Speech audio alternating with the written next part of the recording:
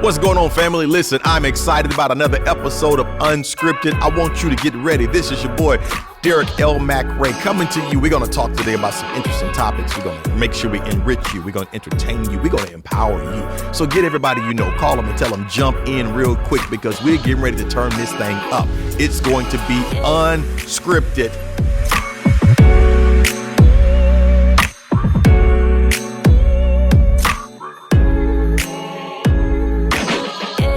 What's going on, good people? Listen, it's another day. It's another day for the podcast, Unscripted. What I need you to do real quick, tell all your friends, your homeboys, everybody else, jump in because we're getting ready to go live all over again. Man, I'm so excited about this podcast and this time with you all. So much is happening, man. We're talking about from what we're finding, how the NFL is shaping up, to who's going to the Super Bowl. Man, that's a real good question. Whether or not we really want to see the Cincinnati Bengals playing against the LA Rams. It's really not a high octane type of event.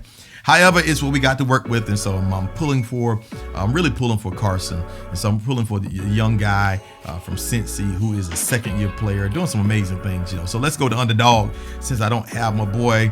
Once again, he fumbling up and messing up at the break of it. And so, Pat Mahomes, man, we still praying for you. I'm not ready to cancel you yet. I still believe you're a great player. You just keep having bad moments. You're having Dak Prescott type of moments. And so we're still, matter of fact, let's all gather together tonight. Let's have a prayer session tonight. We're going to come together. We're going to just touch and agree that God will restore unto those players better than they've been. No, just kidding. But let's jump into this today because a lot is happening, man. Matter of fact, not only are we talking about the NFL from a Super Bowl standpoint, but man, it's amazing seeing what's going on with this Miami Dolphins coach and the allegations that he's put out there. To hear that the Miami Dolphins organization was offering him $100,000 per game to lose, and that the leadership was asking him to consider breaking rules to try to get veteran players to come play for him. Man, he's telling it all, but y'all know how it is now. The NFL is great entertainment, but it can be some shrewd business. And I want to see really how it's going to play out with the homeboy because I'm wishing him the best. And if these allegations are true, if something has come up, I'm hoping that we get to the bottom of this because I believe in fair opportunity. I believe that we really should be mindful and fair in all of our practices, man. If the dude is good enough to coach, leave him alone. It is very alarming, NFL, that you have so many African Americans who can get on a field, but not enough of them that you believe can manage the field. That's kind of discouraging to me to see kind of how we are going with this. It looks like a present day slave mentality, like this the master's field. And we're going to let y'all be the in-house jokers on the sideline, but y'all are never, ever own the house. Disturbing to say the least, but hey, let's keep our eyes and our ears focused on what's going on here. Let's not forget also, man, while we're around here talking about all this entertainment, we still got these world affairs that is taking place as well as we're watching still that Russia's still cutting up. U.S. is finally responding. Man, we really got to really be in prayer, man. If you don't know God, man, this is the time that you better get to know God because you don't know what tomorrow's going to offer. But let's jump into our topic today. Okay, today I want to talk to you about, I want to talk about the dirty mirror, the dirty mirror, the dirty mirror. You know how it is. That mirror is dirty. It ain't clean. It ain't clear. And a lot of times we want to look at the mirror. Let me deal with this way. So one of the things that I say about myself is I have always been extremely hard on Derek. Some people think I'm hard on people or they think I'm kind of very just white and black, no gray area to it. As hard as you all think I may be on other people, just know that I'm harder on myself. So I've always been a hard person on myself. I've never given myself an opportunity to look at myself through a dirty mirror. I've always cleaned that mirror, checked myself, and really ran the business on me.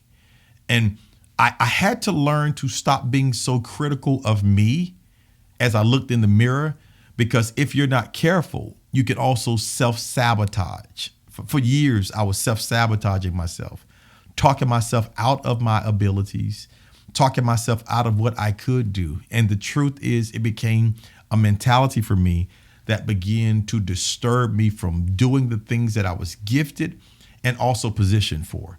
And so the word that I say to us today is we all got mirrors. And if your mirror is dirty, let's learn how to deal with the dirty mirror first.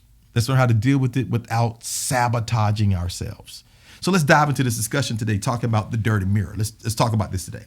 The thing, when we talk about the dirty mirror, we're talking about the thing that we pretend not to deal with, which is actually the main thing that we have to deal with. Like people who spend so much time looking at the mirror, but you spend time looking at the mirror trying to really find your highlights and not deal with your actual insights. Like don't nobody know you like you know you. You know that's the truth. You know, a lot of times people think they know us. They only know the version of us that we want them to know. They don't always know or actually usually know the true who we are, because we spend so much time masking who we are, trying to make up for things that we don't want to work on. When you talk about dealing with this dirty mirror, you talk about the fact that I need to look at myself and see myself from the natural of who I am and really begin to work on that. Let me help you here, because it ain't so bad that you can look in the mirror and see that you're dirty. Let me say that again. It's not so bad that you can look in the mirror and see that you're dirty. That's not the problem. The dirt is never the problem.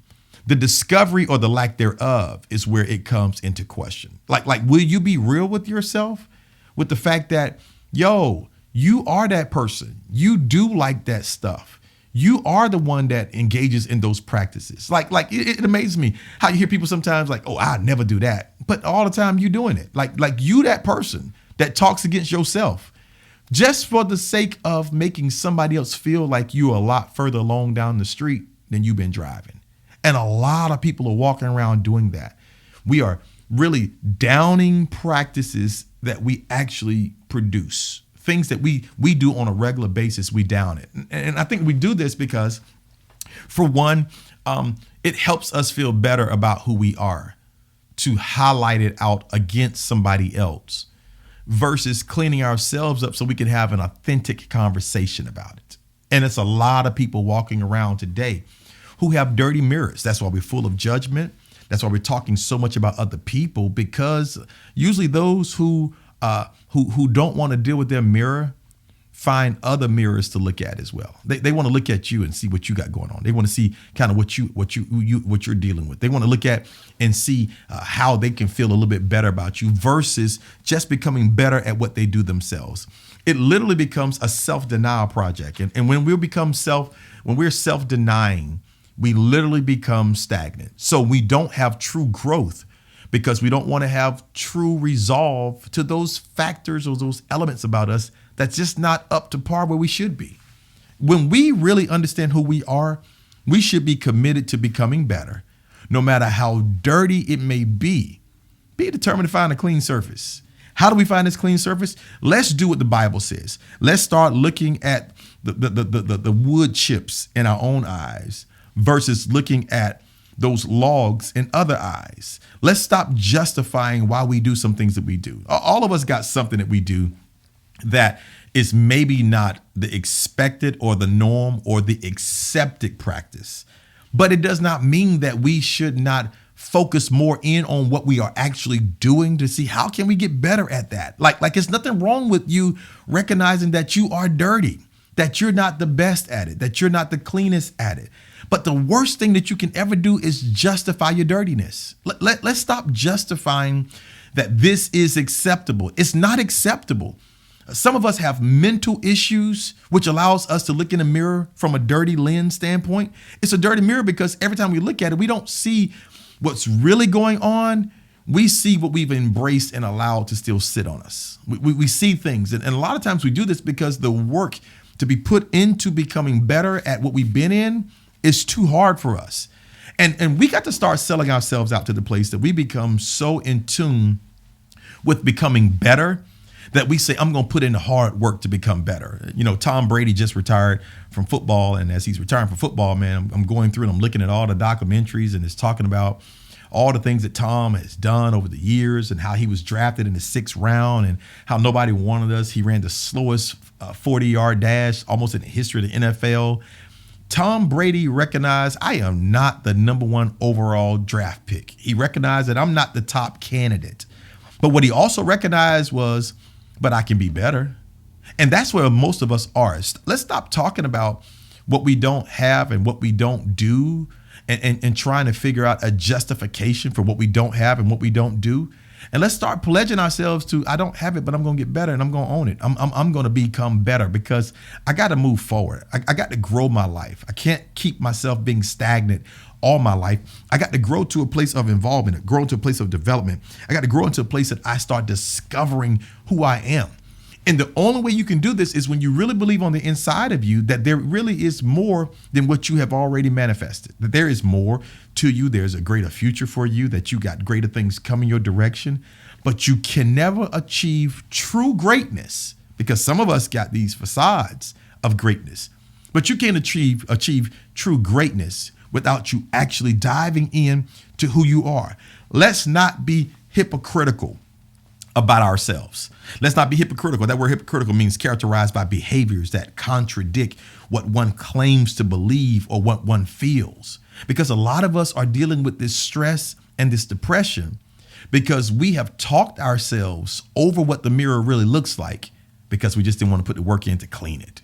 We didn't want to look at, let me clean myself up so that when I see myself, I see what I can be. Because when I know what I can be, according to the word, I can do it.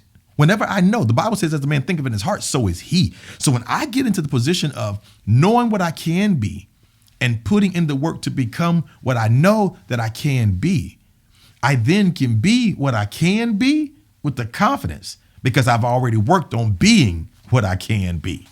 And that's kind of where we are. We got to work on being better. Put the work in. Make sure that we start looking around. We need a source. We need people. We need connectivity. We need fellowship, communion, and community that will sit around us and help us see that mirror dirty, man. And don't become so offended with people who are able or anointed to see your truth. Like we live in a culture right now where everybody is so offended when somebody tells you, you ever thought about cleaning your window? Why are you offended by somebody asking you to clean that mirror or that window? Why does it bother you? You know why you're so sore about exposure? Because you've been seeing it too. You just ain't want to do the work on it. And people start aggravating you when they lend you into the mentality or into their vision that they have seen what you've already seen. That becomes aggravating, because truth is, you thought for all this time, all these years, that you were doing a good job masking it. But when you have somebody that comes along and say, no, man, you ain't been masking it that good.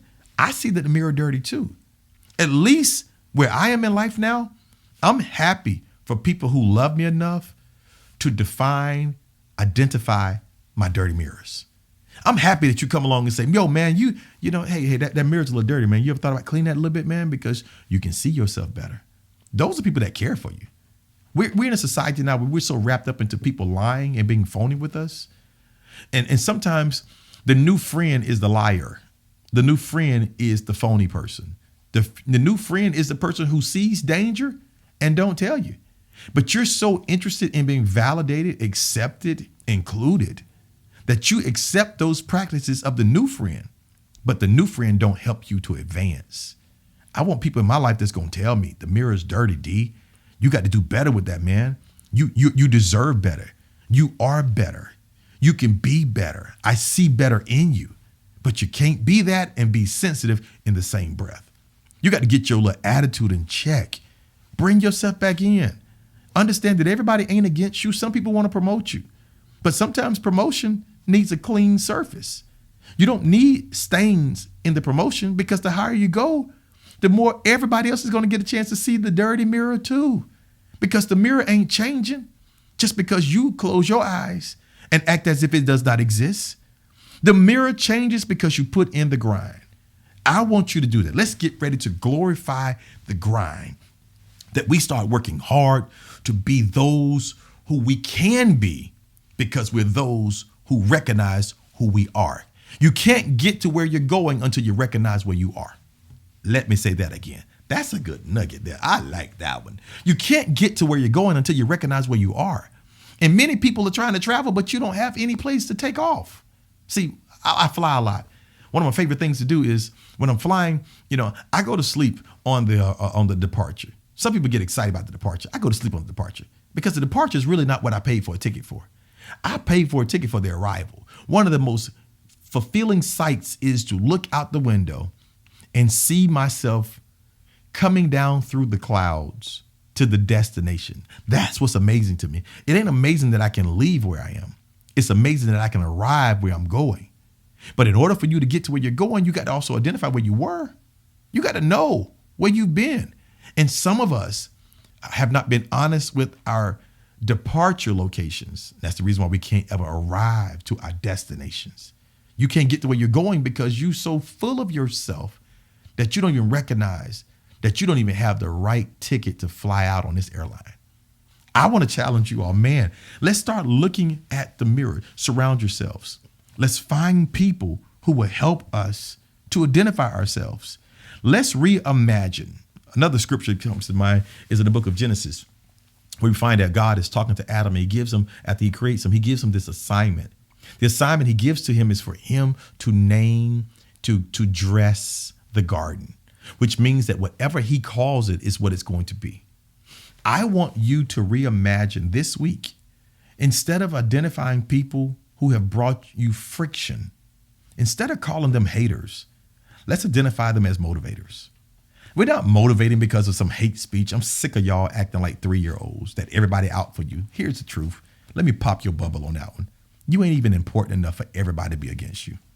Everybody don't know you. Everybody's not against you. You can't say everybody hates me because everybody's not even aware of your existence.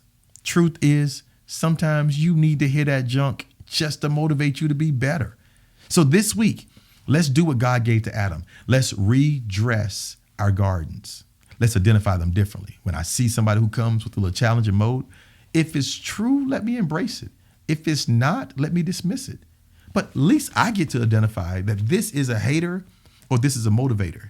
But you got to make sure that you're not looking to identify haters, because you got to understand that sometimes your greatest asset comes at a very uncomfortable moment. Your greatest asset. How many of you have received an asset that's been uncomfortable, but you dismissed it and called it a hater because you could not be intelligent enough to see that it was actually your inspiration for your next? I want to challenge you all this week. Let's go out. Let's find it. Let's become better. Let's do better. All right. So we're talking about that dirty mirror today. I want to hear y'all feedback on this one too. All right. But let me jump into this. I got to deal with this cancel me culture. Okay. I don't want you to cancel me, but I got a strong opinion today. All right. Brace yourself. Walk with me on this. Don't cancel me. So Whoopi Goldberg, we all know that she's on The View. We know the purpose of The View. It is to give your view. Whoopi Goldberg goes out. She gives an opinion about something, clearly in love, not in hate. She gives her view and her opinion. She gives her perception. She gives her revelation, her understanding of it. She speaks her mind. And when she does so, now the cancel me culture comes and cancels her for her speaking her heart. Now, this messes with me because it seems like this freedom of speech operates when it's convenient for whoever wants to do it. Like we always claim freedom of speech. But it seems like freedom of speech is only given to us when we are giving the permission to be free, the permission to have a freedom of speech. It's not something that we can just exercise. It's something that seems to be delegated to us nowadays. What really makes me mad about this whole piece is there seems to be a different set of rules. There seems to be a clear disproportion in repercussions and sanctions. So it seems like, here it is, and I'm not trying to come against white people, but it seems like white people can say almost anything they want. And when they say it, it's justified as we're further educating. But when black people say stuff, man, it seems like we're just angry, we're ignorant, we're mad. She said what she felt. And I can understand what she said, even though I also understand the other side. But if we're not going to have freedom of speech, why don't we take that out of our Constitution? Because we should have the abilities to say what we want to say. You'll be amazed with how many of us, and I say us because I'm meaning you two and me, how many of us really don't want other people to have the freedom of speech. We want them to have the control of speech, meaning that we get to control the narrative and how they see it, how they frame it, and how they say it. This is an unfair practice. And I cannot stand the fact that we're living in a culture now that whatever the population says, we all swing with it. man, I found that most times the masses is wrong. I found that in most occasions, massive groups can say something to be extremely misleading. We got to start giving people an opportunity to be able to express what they want to express, however they wanted to express it. And we have to learn to just agree to disagree. Like, why do you have to be the person controlling everybody else's narrative? You should be matured enough, seasoned enough, and confident enough that somebody can have a different opinion. And you don't have to force them into your opinion. Some of my greatest conversations end with, well, I just agree to disagree. Because here's the truth. I don't need to stress about some stuff that ain't got nothing to do with me. And I have to be comfortable to just agree to disagree. Whoopi, I think that what you did was commendable. I like what you said from the standpoint of it being from your heart. And I really love how you dressed it. I also took a deeper lens into what you were trying to say. You were trying to identify race as color, as skin ethnics. I understand that. But I think that it's quite unfair that you hire a person to be on your broadcast, on your TV station, but then you tell her what she can't talk about and you name it The View. Come on, y'all. And let's be honest with this. The only reason why y'all did this is because of your ratings and your money. You got nervous about who is not going to like it and withdraw their sponsorship from the showcase. So the truth is, we're not living for what people want to say. We're living for what people want to pay. And if they don't want to pay for it, you don't want them saying it. And that's so unfair that we are now being manipulated in our thoughts by finances. We're being manipulated in our thoughts by who will give the most money. And this ain't just happening as it relates to the TV culture. It's happening in relates to politicians. You know how it is. You pay to say something. If you give good money to the broadcast or good money to the campaign, then your agenda is going to be heard on the floor. But if you don't give money, you don't count. And our culture has moved to a prostitution type of organization that whoever pays for the pleasure, they get to perform. That is wrong. Whoopi said what she felt like saying. As I don't have total agreements with her because I understand the Jewish community and where they're coming from as well. I totally understand that. I understand about the 6 million people who were murdered brutally. I understand the sensitivity of it. But I also understand that we should be able to say stuff. Matter of fact, let me say this. While we on this, it ticks me off. No, let me say the right word. It pisses the hell out of me. It's unscripted. It pisses the hell out of me that we get so sensitive on the views and the issues and the ills that have happened with the Jewish community. But then you turn back around in the state of Florida, y'all want to put a law in saying that we're going to make it where white people don't have to be uncomfortable in dealing with the conversations of the brutal attacks that took place with the African-American race. Man, y'all full of bull. I'm not that unscripted. But this is craziness that we have, again, double standards. Repercussions are separate. Because if Whoopi would have said something about, I agree with the state of Florida, and I'm agreeing with what Governor Ron DeSantis is saying, wouldn't nobody be tripping today? But can I help somebody be educated on this too? Come a little closer. The reason why it wouldn't be a problem is because of the fact that Black people, we ain't put our monies together enough. Because the moment that we start saying, you know what? That's what you're saying, Ron DeSantis. We're going to cancel every financial component. We're going to boycott your state. We ain't buying gas in your state.